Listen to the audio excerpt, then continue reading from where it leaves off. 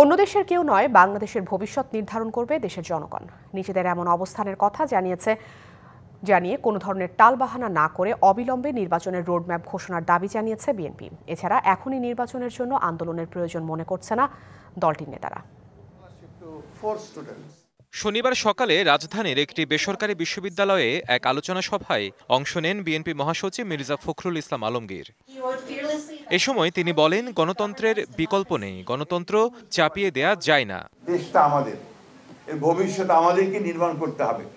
ওই আমেরিকা থেকে এসে ট্রাম্পও তৈরি করে দেবে না, বা আপনার চীন থেকে শি এসেও এটা করে দেবে না, অথবা ভারত থেকে মোদিও আমাদের ধাক্কা দিয়ে কিছু করতে পারবে না।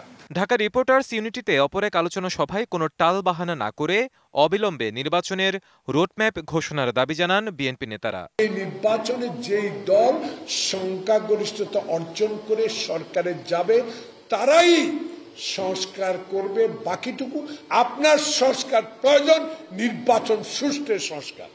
বিকেলে গুলশানে বিএনপি চেয়ারপারসনের কার্যালয়ে 12 দলীয় জোটের সাথে বৈঠক করেন দলটির স্থায়ী কমিটির দুই নেতা। শেষে নজরুল ইসলাম খান বলেন, বিএনপি চাই ডিসেম্বরের মধ্যেই নির্বাচন। তারা জনআকাঙ্ক্ষা অনুযায়ী কাজ করবেন বলে আমরা আশা করি। কাজে এই সরকারের বিরুদ্ধে আন্দোলন করার তো কোনো প্রয়োজন আছে বলে মনে করি না। সেরকম যাতে কাজ করে সেই জন্য আমরা আমাদের মতামত ব্যক্ত করছি। আর সন্ধ্যায় গুলশানে চেয়ারপারসনের রাজনৈতিক কার্যালয়ে লিবারেল ডেমোক্রেটিক পার্টির নেতাদের সাথে লিয়াজো কমিটির বৈঠক করেন বিএনপি নেতারা। পরে সাংবাদিকদের এলটিপি মহাসচিব বলেন, জনগণের চাওয়া অনুযায়ী ডিসেম্বরের মধ্যে নির্বাচন না দিলে দেশে যে কোনো পরিস্থিতি সৃষ্টি হতে পারে। আজকে 9 মাস হয়ে গেছে, কিছু কিছু সংস্কার কার্যক্রম ইতিমধ্যেই তাদের বাস্তবায়ন করা উচিত ছিল বলে আমরা মনে করি। এদিকে নাটোরে স্বাধীনতা, সার্বভৌমত্ব, বহুদলীয় গণতন্ত্র, জিয়াউর রহমান শীর্ষক সেমিনারে অংশ নিয়ে দলের সিনিয়র যুগ্ম মহাসচিব রুহুল কবির রিজভী দ্রুত নির্বাচনের তারিখ ঘোষণার তাগিদ দেন। অন্যদিকে দুপুরে লক্ষ্মীপুরে যুবদলের প্রতিনিধি সভায় প্রধান অতিথির বক্তব্যে বিএনপির যুগ্ম মহাসচিব শহীদ উদ্দিন চৌধুরী অ্যানি বলেন, দেশে সংস্কার ও নির্বাচন দুটোই দরকার।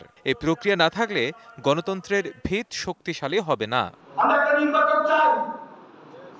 সংস্কার চাই, শুধু বিএনপির জন্য না। হিমাদ্রি রাহা, ডিবিসি নিউজ ডেস্ক।